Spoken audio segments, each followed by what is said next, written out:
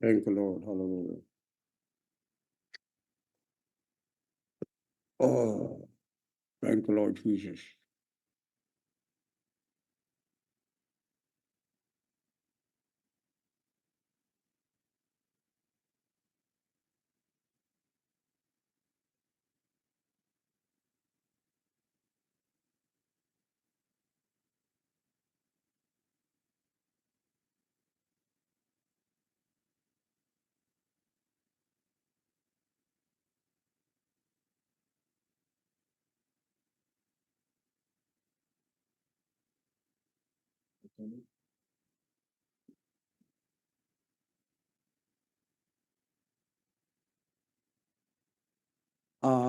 The remote is in there. Yeah.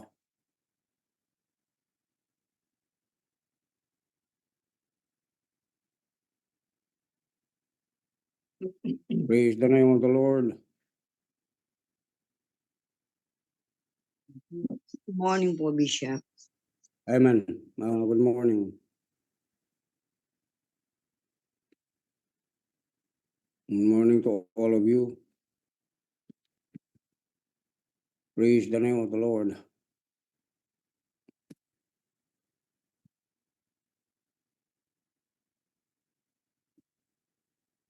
Okay, I would like you to rejoice because God is giving us some good news for today, according to the grace that He always wanted us to have, to operate in the grace that we have been given.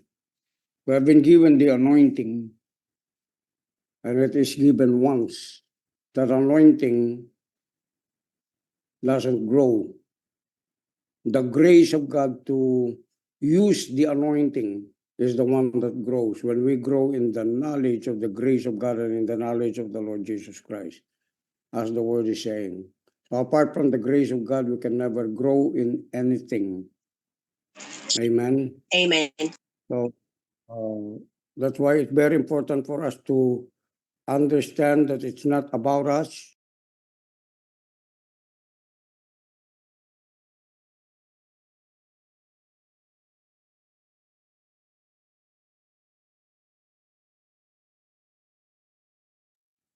Mute kayo po, Bishop. Yeah, so your growth process is based on how we grow in grace and in the knowledge of the Lord Jesus Christ. Let's pray for a moment. Father God, we thank you for the grace and the mercy as we humble ourselves before you, enabling us as your people, children, sons, and daughters to grow in the knowledge of Christ Jesus by the grace of God, so that the faith that you have given unto us, which is the God kind of faith in the form of seed, would continually grow and help us receive whatever it is in your mind for us to operate for today, in the mighty name of Jesus. So give me a revelation, Father God, about the accuracy on how you wanted us to know and understand things, so that we would be able to become effective in everything that we do, not only in our prayer lives, but also in the things that we are about to do as you have ordained it and mandated it to us, that we are able to see the essentials and the priorities of God, that our lives would become simple and not complicated, simple and not confounded, but having the clarity and the accuracy of what we are supposed to be thinking and doing and saying, acting on how we were made, we were called, we were recreated by God to operate this new nature that we have received from you by the Holy Spirit through the Word of God in Jesus' mighty name. Let these words today bless every child of God, family members, our community. Let it affect our city, creation, and even our nation. In the mighty name of Jesus. Let it bless the leaders, Father God. Let every word that is being said right now, let it reach out, Father God, unto the ears who are hungry to hear the truth of the word of God. Since words have the ability to fly, they have wings to go to places in where people, believers, are longing to see, to hear about your revelation of who you are to us. Let Christ manifest today so that in the manifestation of who you really are in us, would be able to destroy the works of Satan and all the works of darkness in the name of Jesus.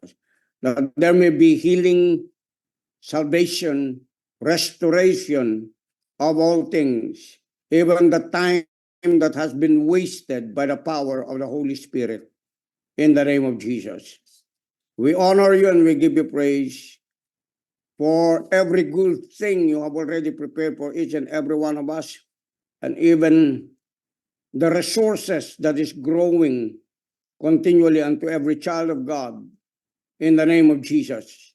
Let every day of our lives be considered as a day of honoring you in our lives, Father God.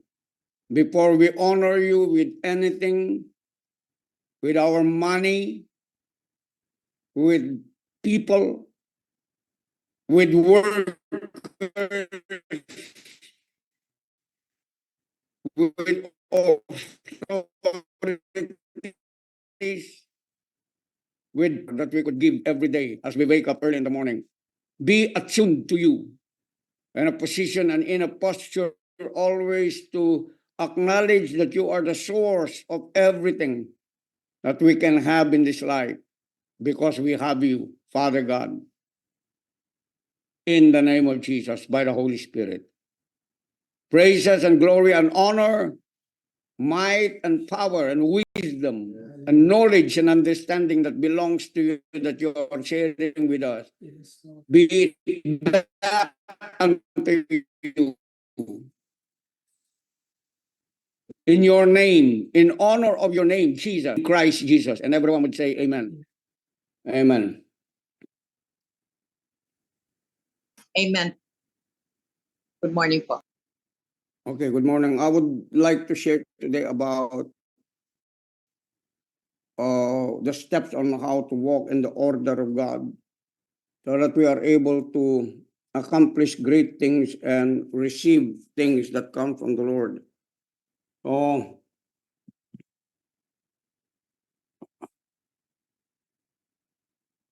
where is that? I told you this one. This one. Peter is in the last. Okay, so I pray that we are given the grace to be able to understand on how to receive things from God, because it's not just praying to receive things from God for our own self-gratification. At the very early stages of our life, that's how we know and how we do in prayer. When we approach God, we ask for the things to be provided by God. But if we understand prayer that Jesus has taught every person about their connection with Him, is about a relationship with the Father, addressing the Father. Father, our Father who is in heaven, hallowed be your name. Your kingdom come, your will be done on earth as it is in heaven. So prayer is a privilege on how we are able to connect with the Father and the will of the Father. Pag nagpe-pray po tayo, ngayon, there should be maturity in our prayer, that we should not be approaching God only asking for things, most especially for what you wear, for what you eat, for what you drink, for the shelter, the car, the new house, that you needed. It's not about all of those things, although it is included in the provision that we have in and from the will of the Father in His kingdom. So our prayer is always to understand what is the mind of God for us in His kingdom. That is the most important thing that you should understand. Because if you understand the mind of God, you understand the will of God. If you understand the will of God, you understand what is in the kingdom of God, which is righteousness, peace, and joy in the Holy Ghost.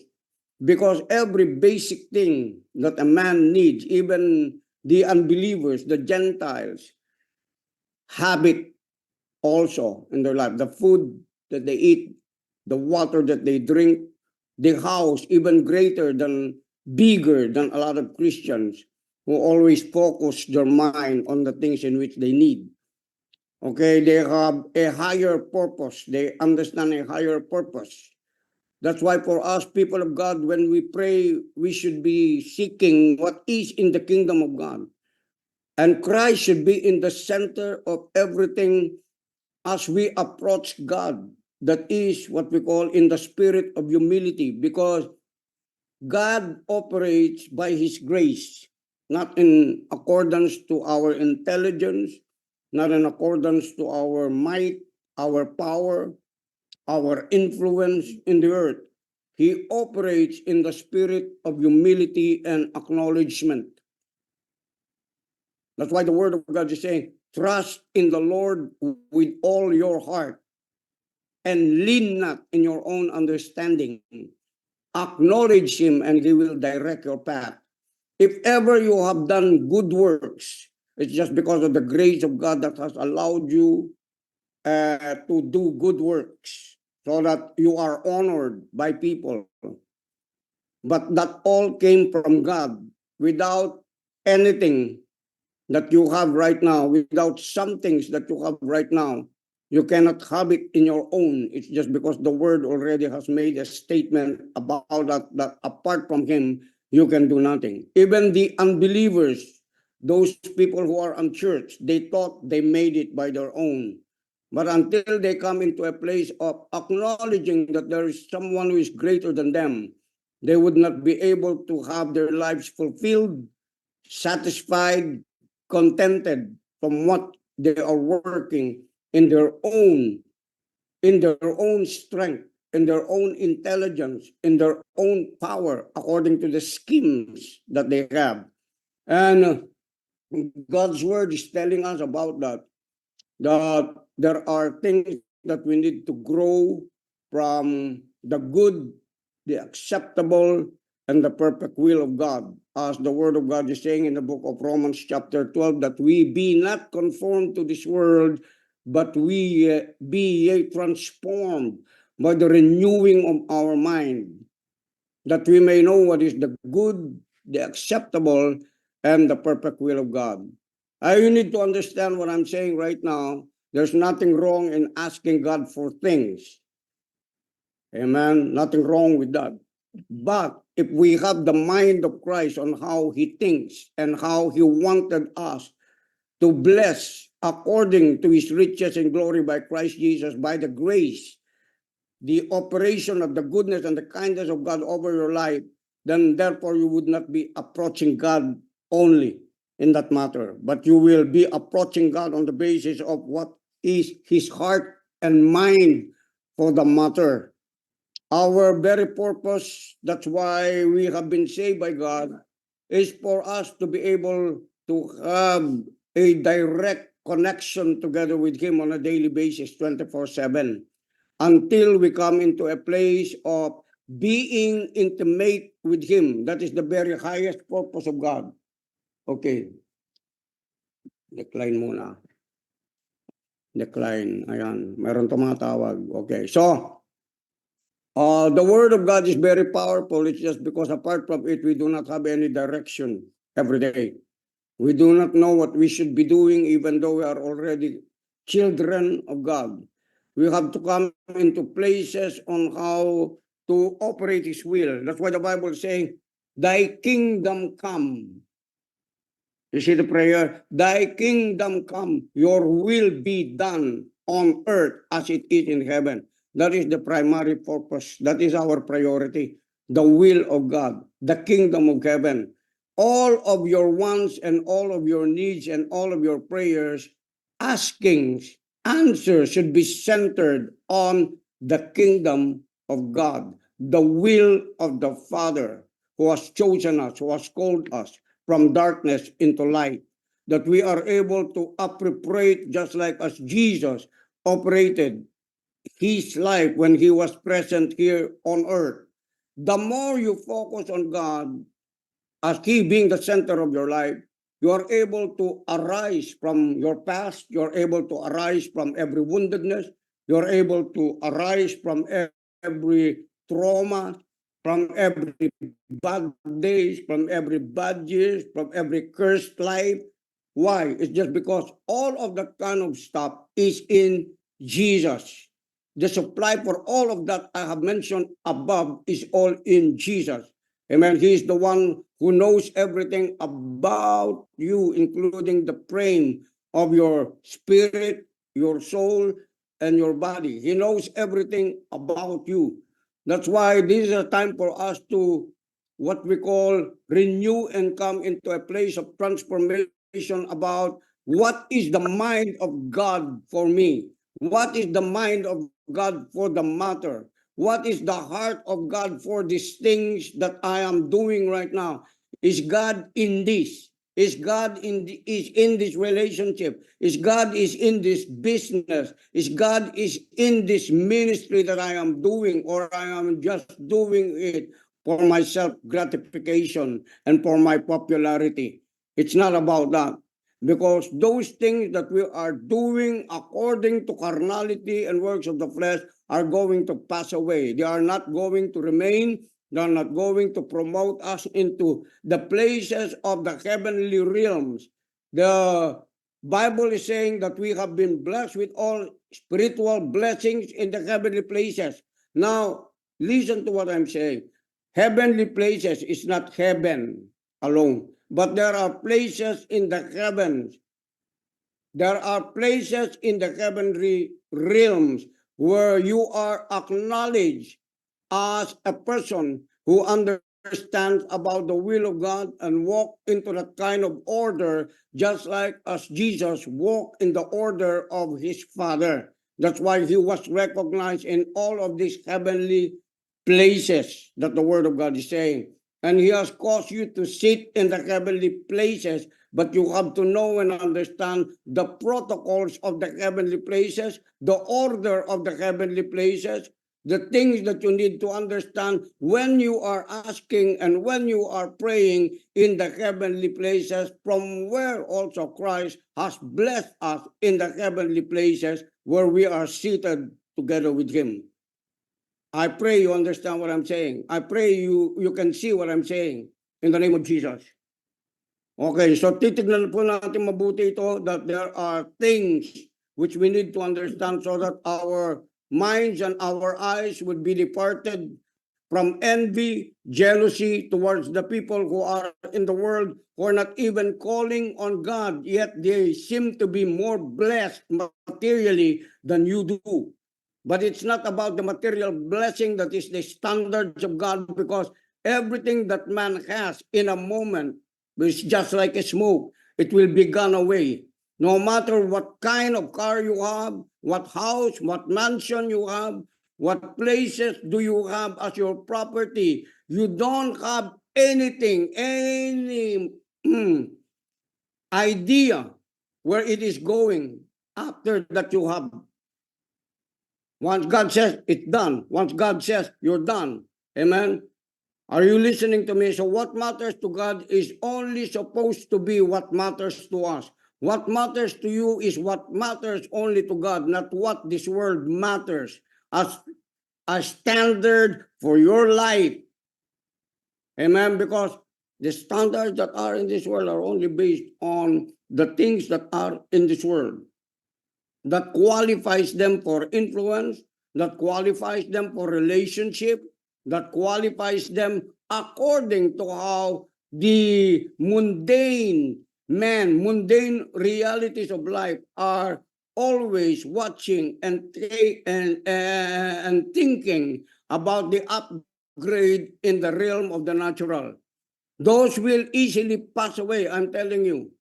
I'm telling you, they pass away. I've seen a lot. They pass away. No matter how people try to assert themselves, exhort themselves on the basis on how the mind of a person that is focused in the world, it will pass away.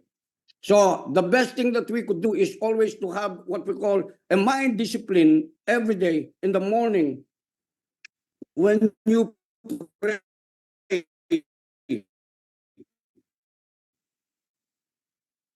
You always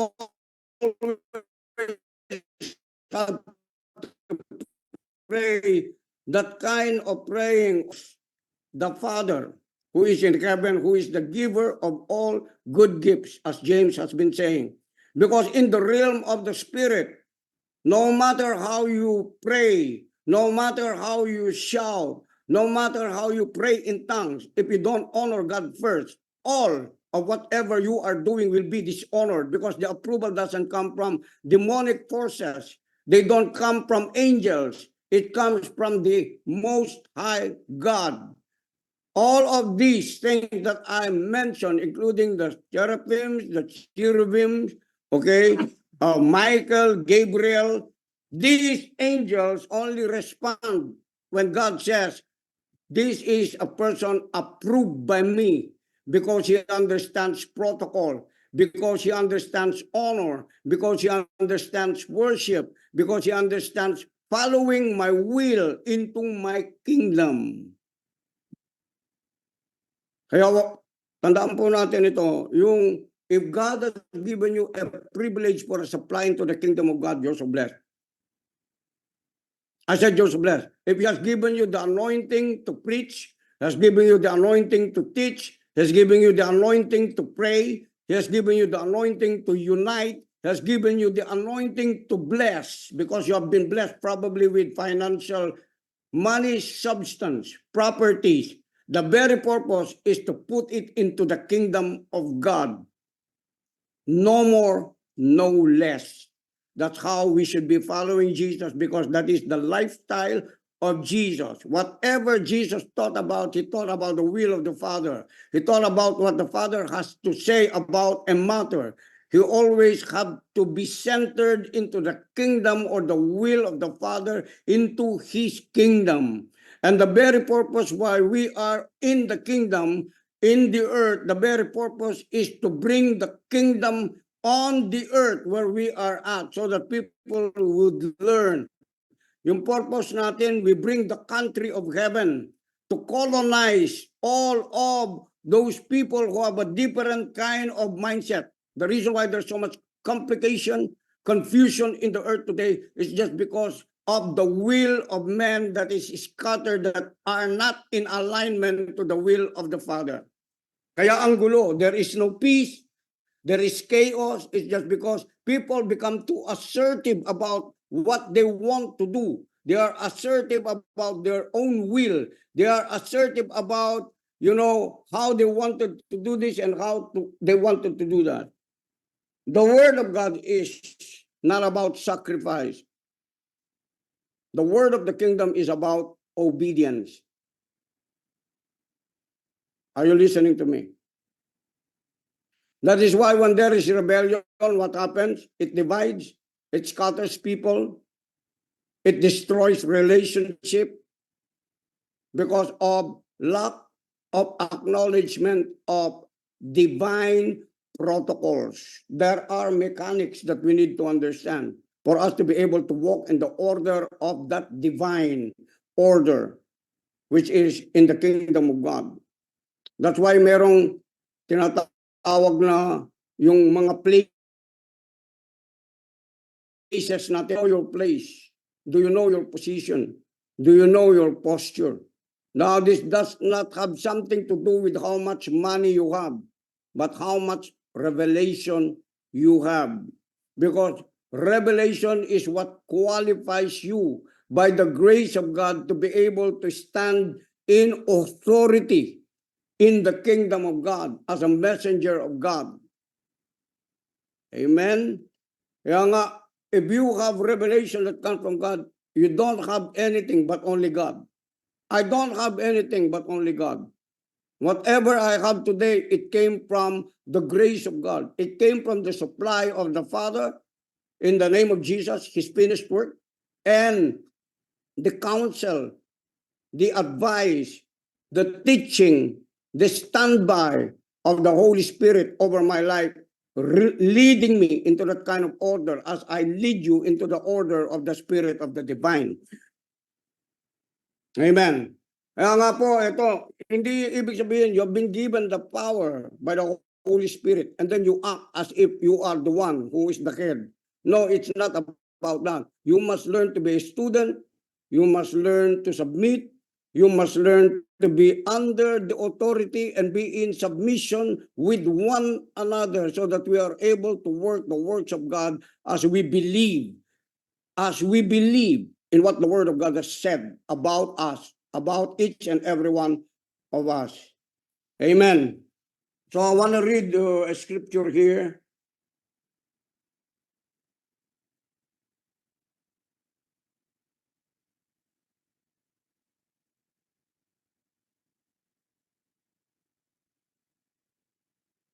Psalm 37. Please go with me. Write it down.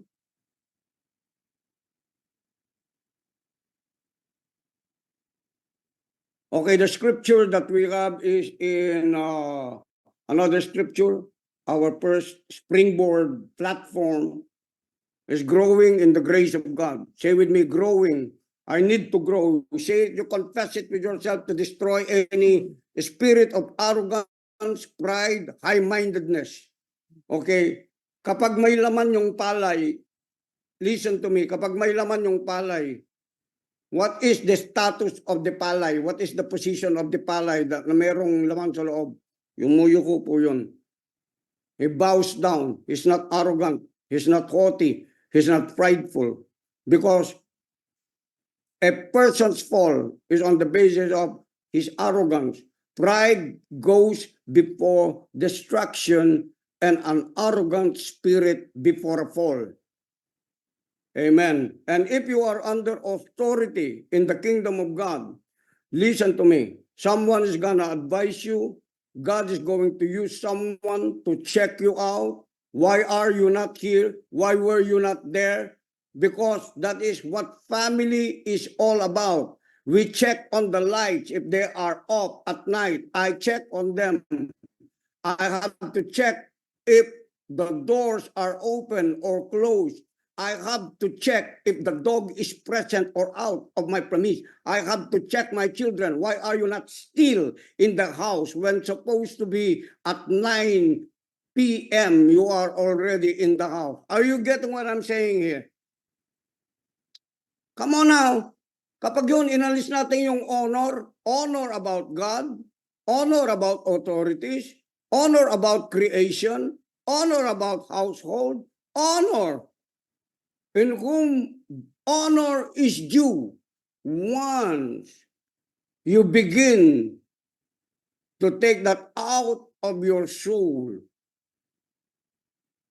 you are not an obedient person, and the grace of God will not be there. Everything that you will be doing will be sacrifice. Every sacrificial thing that you are doing will amount to nothing. It will only give you leanness to your soul.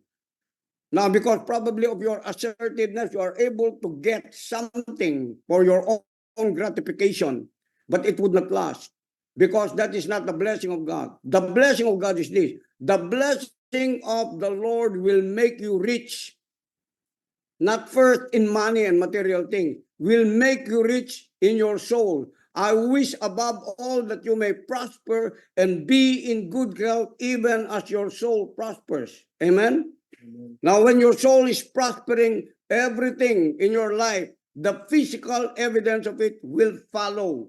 You will prosper in everything that your hand will find to do. You will prosper people when you begin to speak to them.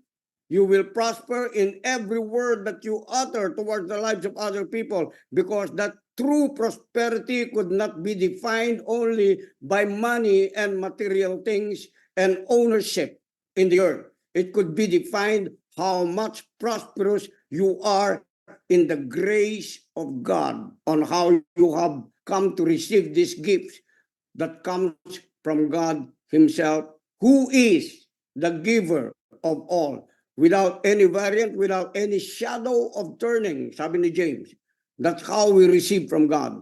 Amen. The more you receive from God, the more you humble you become. Why? Because the word of God is saying, grace to the humble. God resists the proud, but He gives grace to the humble.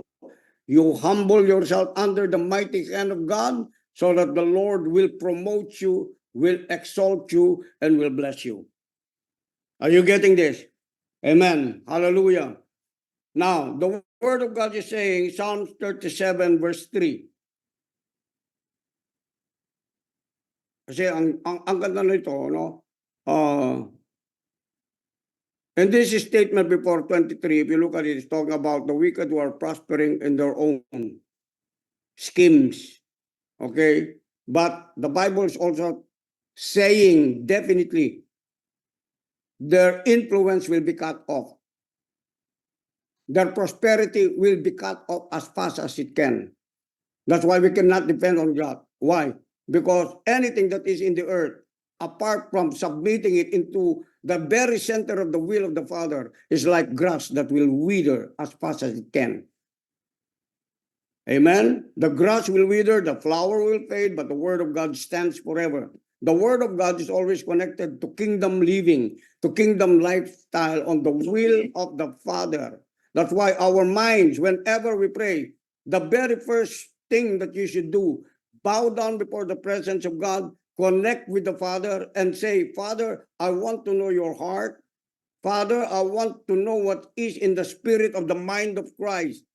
Let me have it right now, that I am able to operate according to your perfect will, or according to the progressive will of God, which is the good, the acceptable, and the perfect will of God. Apart from it, you could no longer and know these things on how to operate it. God doesn't want you to operate it only one day. Parang, alam mo yun, yung parang chamba-chamba lang. God doesn't want chamba-chamba. He wants purposefully done, accurately done, according to the book of Ephesians chapter 5, okay? Verse 12, if you look at it, verse 12, 13, 14, 15, 16, okay? That we have to walk purposefully, accurately, redeeming the time, for the days are evil. Every wasted time should be redeemed. Whatever we have wasted from our past, amen, should be cut off and begin to operate into the perfect will of God. Amen. Okay, sabi niyo rito, Psalm 37 verse 23, the steps of a good man are ordered by the Lord, and He delights in His way. Let me repeat it again.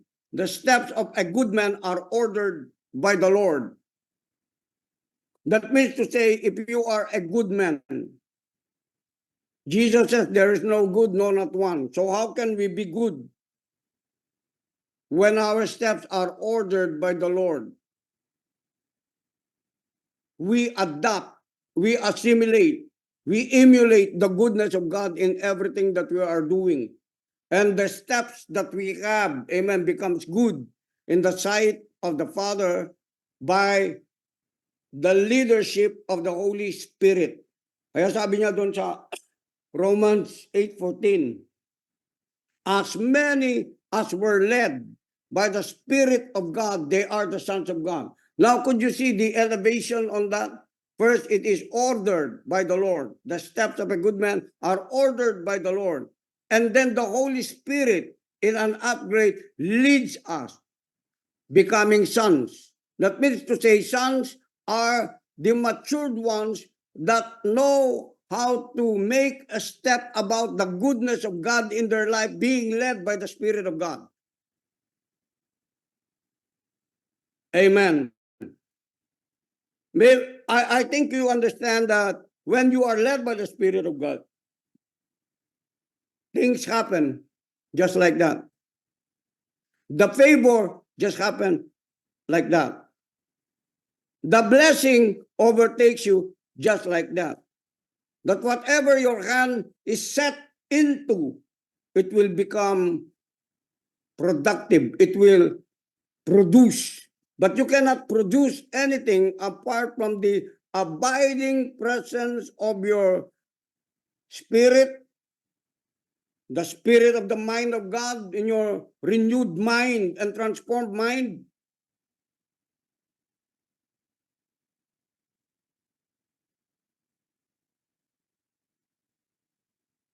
You could do things, but the absence of peace will be there. You could seem to be successful, but the absence of peace will be there. The assurance that you are walking in the order of God, no matter how chaotic the circumstance, the situation may be. If you are led humbly by the Spirit of God and keep praying, Father, I thank you for the grace. Lead me. Father, I thank you for the grace right now. Let there be an order that comes from you because you're the only good man. Now, have you seen about the good man? The good man is Jesus Christ. The Word incarnated in Christ Jesus for us to become, to let us know if there is someone that we could follow as good as He is. Di ba? When our mind and our heart is set on Jesus, of course your aim will always be good. Your intentions will always be good. Your purposes will always be good because you want to be in alignment of the blessor, for the blessing and the favor that comes from a favorable God to flow from the top downwards. Amen. Are you listening to me? Amen. Now, the reason why God has caused His people to be seated in the heavenly places, it's just because it is from the highest place that you could see whatever is downward. That's why the devil wanted to occupy the heavenly places. Okay, there are places on the earth, places in the second heaven, and places in the third heavens, but still God is out of those heavenlies. He has His own heaven where He dwells. Are you getting what I'm saying right now? I'm provoking you to think, not just to follow what I'm saying, but I'm provoking you to think right now.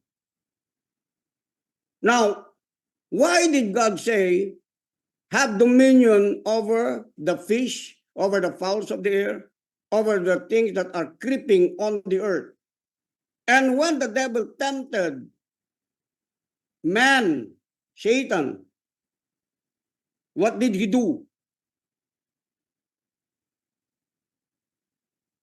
He took hold of whatever dominion they should be having. Now, why did he choose to do that? Now, even in warfare, listen to me, even in warfare, naturally, those who have the greatest armament in the waters and the greatest armament in the air, because that is the place where they conquer cities, they conquer nations, they have the equipment, they have the armaments in advancement, and they take over the waters. Why? Because waters are greater than land. When they have taken the waters, they can take the land. Now, much more if they are in the air. When you are in the air, you could see what is downward. You could see the waters, you could see the land. And you could operate and speak even to the highest order of the ones who are commanding you. That's why in warfare, there's a strategy. God wanted us to take over. That's why if you listen or you have read the word of God, the reason why Jesus rebuked the tempest, when they were out from the ministry, and Jesus said, let us go to the other side. And when they went to the other side, in the boat, there is what we call a storm, tempest that came. Where did it come from? Where did it arise? It arise in the waters and in the air. The storm, they meet together. Are you seeing this, brothers? Kaya nga po, ito, no? The reason why there is great heat right now, it's about the waters that are coming up. It's about also the air. There are principalities, wicked spirits in high places that are disrupting the climate for a change. For what? To kill people, destroy the plants, destroy the food, so that there would be pestilence, there would be famines, there would be drought. Are you listening to me? That's why a Christian should not just be praying on his own need. Father, I thank you for my food. In Jesus' name, amen. Thank you, Father, for blessing me and my family. Amen. No, you have to see greater, farther than what you have been doing from the past. It's time for you to grow. Say it with me. It's time for me to grow. It's time for me. If you are offended from what I'm saying, this is not for babes. I'm sorry. This is not for babes, what I'm talking about. I'm talking to an army of God and shaping you to become a soldier of God and to be on the principles on how to be able to do spiritual battles and warfare effectively. Kaya nga pagka nagpe-pray tayo, hindi pwede yung in Jesus' name, sa akin lahat, amen. No. It's not how it is. It should be, Father, in the name of Jesus, what is it that we needed to do into the kingdom of God, and how can be become an influence, become a connection, become a person that would be able to elevate your people into that dimension where they could not see things. Make me one of those, to be encouragers, to be an uplifter of their spirits, so that their minds could be transformed, be renewed, that they are able to see in a higher level, in a higher dimension where you are operating, so that we could have the mind of Christ. That's why the Bible says, and you have the mind of Christ. No, he said, and we have the mind of Christ. Let me repeat it again. And we have the mind of Christ. The mind of Christ that he's talking about is the corporate body that are connected to one mind, which is the mind of God. When you say my mind is, okay, you're thinking from your own small mind set. Nakukuha po ba natin ito? Are you with me? Oh, halabahanda, brasta karabayanda. Thank you, Jesus.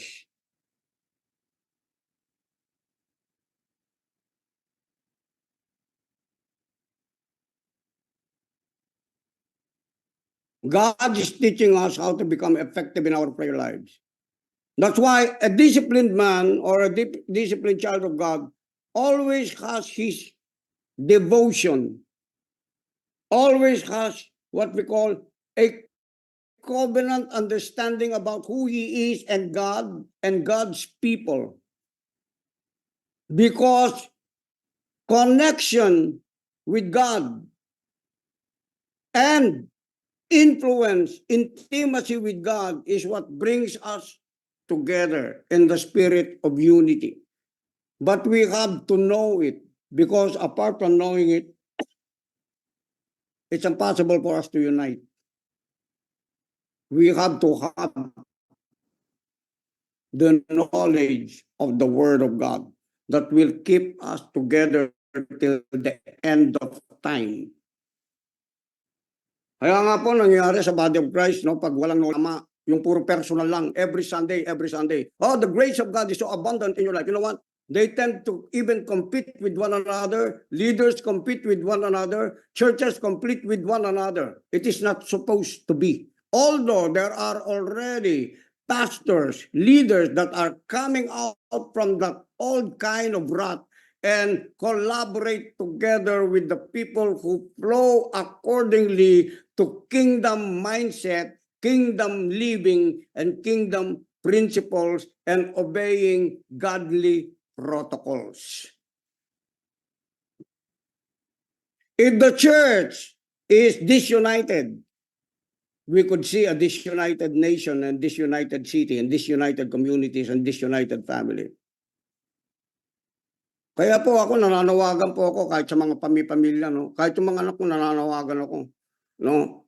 Kung meron stubborn sa inyo, you're not walking according to the Word of God, because the Word of God is about obedience. Yes, it's about obedience.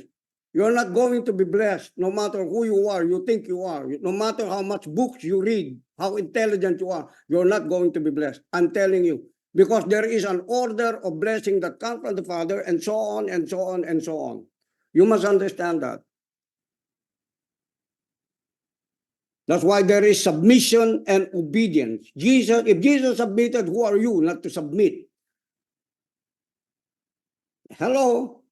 Who are you not to submit to the Word of God? Who are you? There must be a rebel, there must be a demon that you need to be delivered from. Most especially kung nasabihan ka na ng mga kapatid, na warningan ka na ng mga kapatid, pero you still have to be doing your own thing, man, that offends God. That is an offense before the Father. Are you listening? If they continued steadfastly daily, as in the book of Asa, our pattern, Christianity has a pattern. The kingdom of God has a pattern. The old knew how to obey. The old people of the old has to have one man, has a prophet, has a king, has a high priest. Okay? That's why even Jesus said, okay, after that you have been healed. What did he say? Go to the priest, report to them. You see, even Jesus knew how to submit to the priestly order. Amen. It's about time for us. It's about time for us na maintindihan natin itong mga bagay na ito. You are a powerhouse not because you know how to heal. No, it's not about that. You are a powerhouse of God because you know how to submit to godly authority. You know how to submit to Him first and know the agenda of God. Amen? Kahit doon sa mga babae, you're not the head, you're not the king of your household. You must learn to submit. You must learn to support your husband. You must learn to encourage your husband. And husbands should learn how to love their wives unconditionally. But it will, of course, take time in how to submit one to another in the fear of the Lord. That's why the Bible is saying about wisdom. What is the wisdom of God? How do you acquire the wisdom of God? The fear of the Lord. Fear of the Lord has something to do with fear of authority. You could see a, thin policeman there in the highway. And if you violated something, you could feel it, though you're a huge man. Are you with me? Though you are an intelligent person, there will come a fear from within the inside of you that you violated something. And when he says, stop, you are going to stop. Kahit bungal-bungal yan, you are going to stop. Why? Because something is backing him up. The authorities within a nation and God who is in that nation will back up that policeman. Nakukuha po ba natin to? That's why know your place. I said know your place. Be humble. Know your place. Those people who acknowledge authority in their lives will surely be blessed. I'm telling you. That is the first thing that God will require of you. When I was rebellious by the time when I was living in the world, I don't know how to honor authority. I just pass them by as if nothing, I just speak words against them as if nothing. But now that I understand what authority and God-given authority is upon people, I won't say any words to them. Because they are in that place, you are not in that place. Nakikinig po ba tayo? It's not only in the church, even in the government, even in the people. Amen. In the government. Please do not speak anything you do not understand out of your stupidity and your ignorance. Please don't do it. Excuse my word, but that's how it is. Don't be quick to utter any words to them because you do not understand the premise, the authority God has given unto them. You have to pray for them. Amen. We have to collaborate. The church is not separated from the state. There is no state without the counsel and the prophecy of the church leaders. And there is no church also that will become liberated in its influence because government people are the ones who are holding the laws. Pag binawalan kang huwag kang pumunta dyan, I don't care kahit ikaw pa si prophet, ikaw pa yung apostle, ikaw pa yung pinakamayaman na apostle na meron kang eroplano. Pag sinabi ng senador, huwag kang pumunta dyan.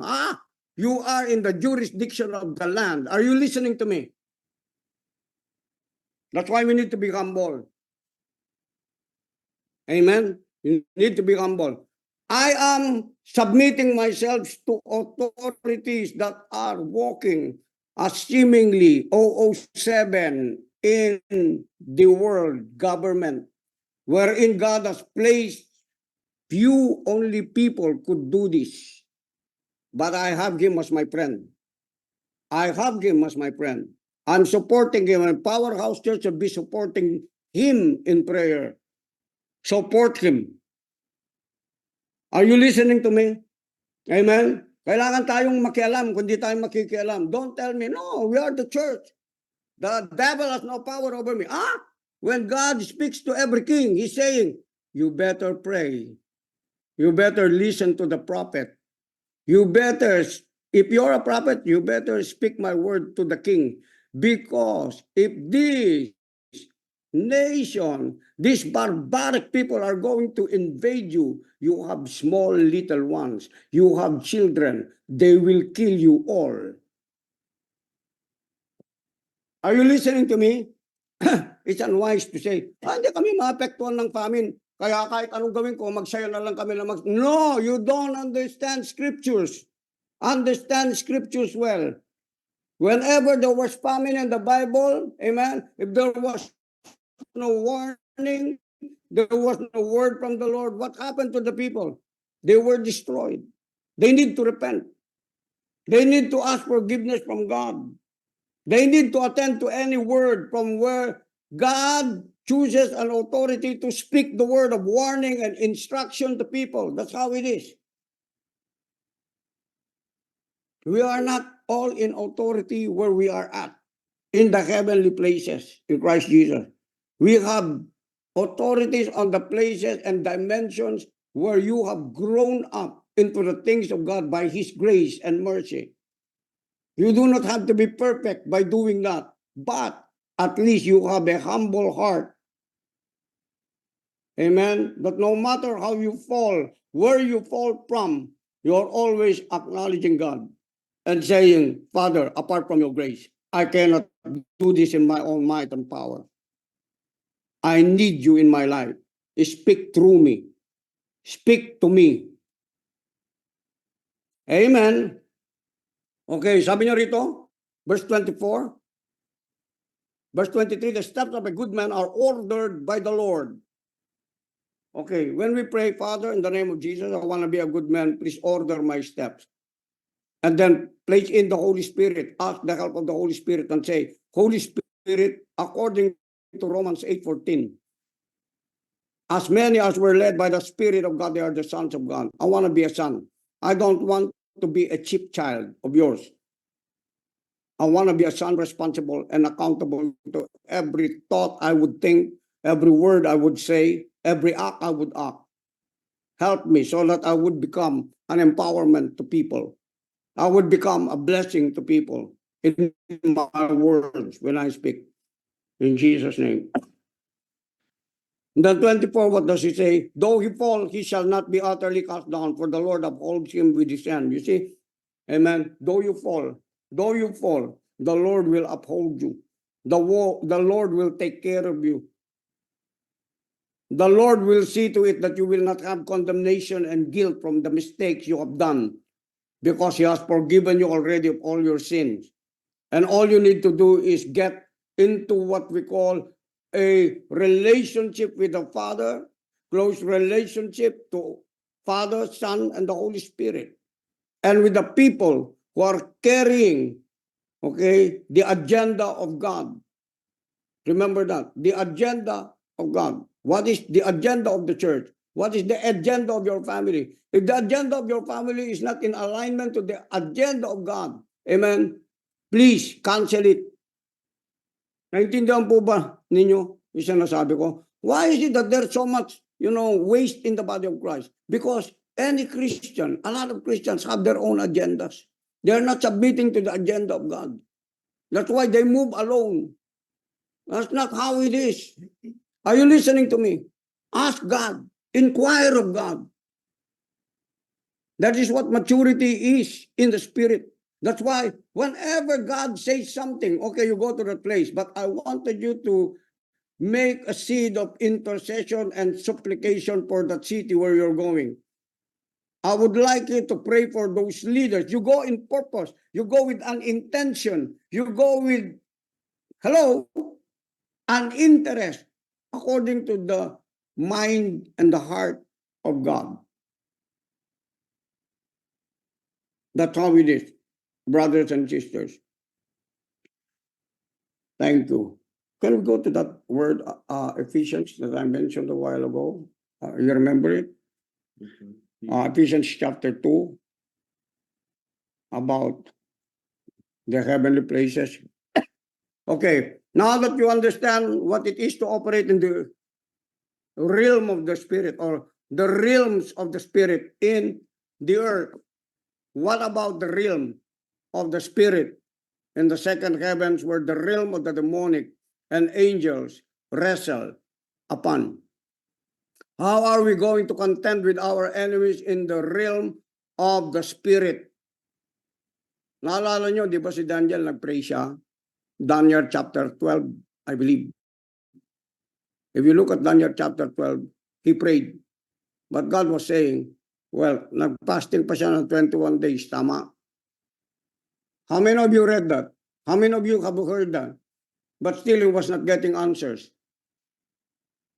And then angel, I think Gabriel or Michael, among the two, came and told him that before he has prayed, God already heard him, knew already what he was praying for. So he was attempting to have answers from what he was seeing according to the nation of Israel. He needs answers from God. But the answers were not being delivered to him on the basis of what we call the principalities that are operating in the heavens. And that Michael has to come to his rescue, okay, and tell them and say, the reason why the prayers of the answers are being delayed is just because there is what we call a delaying spirit that I need to contend with. And after that, I have been given the answers to give it to you. You see, angels are deliverers of answers, not God alone. Are you with me? Kasi ang daming taong humihingi, kaya nga merong ministering spirits. Who are the ministering spirit? The delegated authorities from where God is sending forth the answers, the provisions, financial, material, relational provisions from angels. They use a person, that sometimes a person could speak, even a child could speak to you unknowingly. When you ask them, what did you say? They don't know already why. Because it was an intervention of angelic ministers. Amen. Are you getting this, people of God? So there are an intervention of angelic beings while we are out in the street or whether we are in the home. They are ministering spirits to intervene on behalf of you, to bring a supply on behalf of you, whether it's knowledge, whether it's revelation knowledge, whether it's wisdom, they bring it to us by the word coming from their mouth.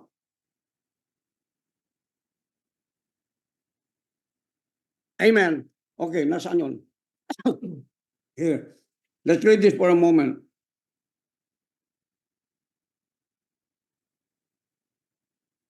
Verse 1. Oh, bilis ng oras. It's already time. 8 o'clock na. And you were dead in trespasses, verse 1, and sins in which you once walked, following the course of this world. Okay, following the course of this world. We are in sin. We are out of course. We are not connected to God before. But still, even though you're born again in the Spirit, you need to be fed by the Word of God so that you can change the fault, the program in your computer, brains, in your mind. You have to know the mind of God. Amen. You cannot operate in the same old man. The same old man always has self-pity, selfish, ambitious, lustful. That's the old man. Self-gratification, always he wants it for himself. The Bible is shifting you into the mind of God according to how we operated, according to the prince that is in the world. Listen to me. The Bible says, following the course of this world, following the prince of the power of the air. I mentioned a while ago. The spirit that is now at work in the sons of disobedience. You see that? Working in the sons of disobedience. That's why if you are a disobedient person, still God's grace would be on you, but not to be continually be a disobedient person and rebellious and idolatrous. Keep yourself from doing your own will. Amen. Kaya nakadugtong yung binasa ko kanina sa inyo, no? Yung sinabi niya doon sa Psalm 37, okay. Though you fall, you will not be utterly cast down, for the Lord upholds him with his hand. You will be upholded by God. As you continually move into the grace of God, God will always uphold you. Amen. Hahawakan ka ng Panginoon.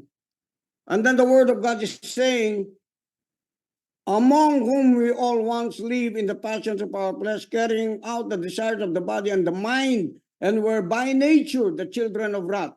By nature. Okay, that's why we need a brand new nature. Now that you have a brand new nature, you're born of the nature of the divine. You have a divine nature in you. That is what is causing you to be purified every day, because through that divine nature, the blood and the new spirit that has been placed in us, and a new heart is the one that is working within the inside of us. And sometimes maybe you have not prayed, but there is an urging in the spirit to say, you can pray. There's an urging in the spirit, you're not condemned. There's an urging in the spirit, it's time for you not to be guilty because I have forgiven you. Walk in the divine order of my spirit. Amen? And then it says right here, but God being rich in mercy, because of the great love which he loved us, even when we were dead in our trespasses, made us alive together with Christ. By grace you have been saved, and raised us up with him, and seated us with him in the heavenly places in Christ Jesus, so that in the coming ages he might show the immeasurable riches of his grace in kindness towards us in Christ Jesus. That's why we were saved by grace through faith. Nakukuha na po ba natin ito? Amen. So remember this thing, grace teaching, okay, about the grace mentality. Grace could be in operation over your life on the basis on how you have heard the word of God, received the word of God, received the nature of Christ, and believe it in your heart. That is what faith is all about. Amen. Your faith is stirred up by the hearing of the word of God until it makes your belief according to the knowledge you have received also from the word of God. Amen. So, brothers and sisters, para maging matibay tayo, patuloy, lalo na sa mga araw-araw na ito na dumarating, we ought to pray in unity, supplicate, intercede out from our own just needs and our family members. Let us do corporate praying for our community, our city, our nation, leaders of the nation. Amen. And people, prophets who have been given by God to the nation so that they are able to work the life of the kingdom, the principles of the kingdom of God here on earth. Okay, until the kingdoms of the earth becomes the kingdoms of our Lord. We pray that the knowledge of the glory of God will cover the earth. Kasama ito doon sa tinatawag na principality, yung waters. Kaya merong marine spirits.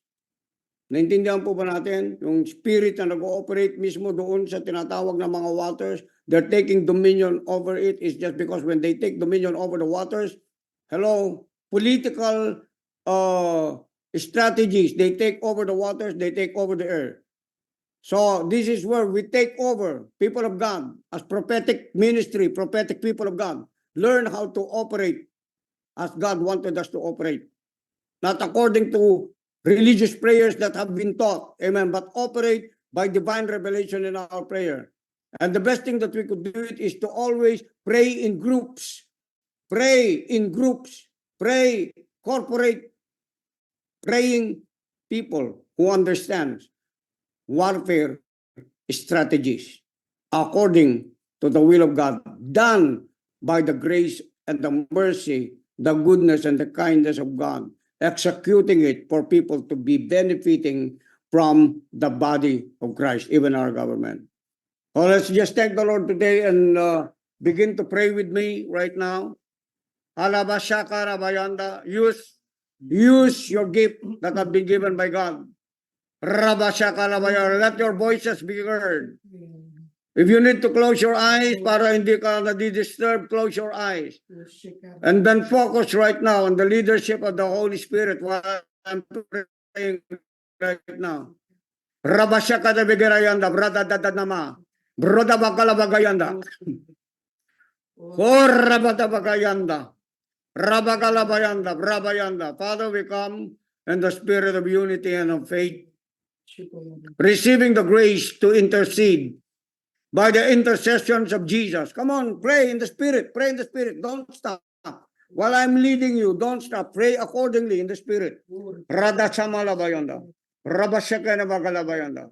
According to the ways of your Spirit, according to the agenda of heaven, interfere on behalf of every family members, leaders in the church, leaders in the government, leaders in the business, leaders in the school, leaders in the families of God, that we may have the grace to be able to understand the life that we have been given in Christ Jesus. Shikarababayanda. Shikarababayanda. Shikarababayanda. Shikarababayanda. We declare, I decree and declare right now, that the plan of heaven be done here on earth as it is in heaven. Let all of our thoughts, our plans and purposes and intentions be centered into the will of God, into the kingdom of heaven where the will of Jesus, the Father and the Holy Spirit are one. I also pray right now that you cause us to be one in the Spirit as Jesus has prayed to the Father, that we may be one, just like as He and the Father are one, and so that we are one and could be one in the head, Christ Jesus, as one body, in the name of Jesus. Come on, keep praying in the Spirit, please. Keep praying, don't stop. Keep praying with me. Harababashanda. Release the dominating factor, the authority in the places where you are. Kung linagay ka ng Panginoon sa ibang bansa, pray in the Spirit. Linagay ka ng Panginoon sa ibang community, ibang place, ibang syudad, pray in the Spirit right now and take over. Rababashakalabayanda. Let all the people of God, as we collaborate with the body of Christ who are praying intentionally, intensifiedly, oh God, in the name of Jesus, to be able to rule the heavens, the air, the waters, oh God, the land, in the name of Jesus. We are taking taking our place. We are taking our place in the name of Jesus. Right now, speaking the word of God, speaking the kingdom of God that is at hand, speaking the governing factors, the governing power of the kingdom of God by the authority in the name of our Lord Jesus Christ. Right now, that there will be one mind, one heart, one vision, one mission of your body, of your church, of your bride, while we are here on the earth in the name of Jesus. Help us to think like you, Jesus. In Jesus' name, Alabashata, Olabashata, Okanamalayanda, Olabakalabayanda, Brabalayanda, Rabakalayanda. Okay, listen to the instruction God is giving me while we are praying. No? You survive and then you thrive. On the basis of someone praying for you who understands prayer. Now that you understand prayer, probably kaya nag-survive yung isang pamilya dahil meron nag-pray na una sa atin. Now that your family is already in that premise, okay, in that place where you are at right now, you who were the first to know God should stand. Kasi ang nangyari, meron nag-survive na family, kaso yung nananalangin, probably grandmother na nawala na. Hindi nagpatuloy, wala nagpatuloy na nanalangin sa mga pamilya. Ano nangyari? Na-take over, bumalik dun sa dati, worse pa. Kasi those people who know to pray, who know the authority of Christ Jesus, never did stood for their family members. What happened? Sabog uli sila. That's why this is very important, brothers and sisters. Amen? Pray for your families.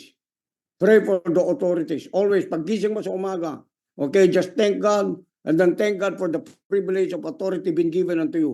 And once you do this, listen to me, you don't even have to pray for your promotion, because the level of your understanding has reached the place and that dimension where God has set a promotion for those people who are able, okay, to come into that place, responsible for others. Then God will be sure. Kasi ang tao may authority, whether you like it or not. Saan yung responsibility niya? Hindi na sa sarili niya lang, sa mga tao. Now, if you want to get promoted, want to be used and able to distribute the gifts of the Holy Spirit, work that way, pray that way, understand that way. Amen? Okay, God bless po sa inyo lahat. And I love you by the grace of God, the mercy of God, and the kindness of God be unto you for today. Hallelujah. Amen.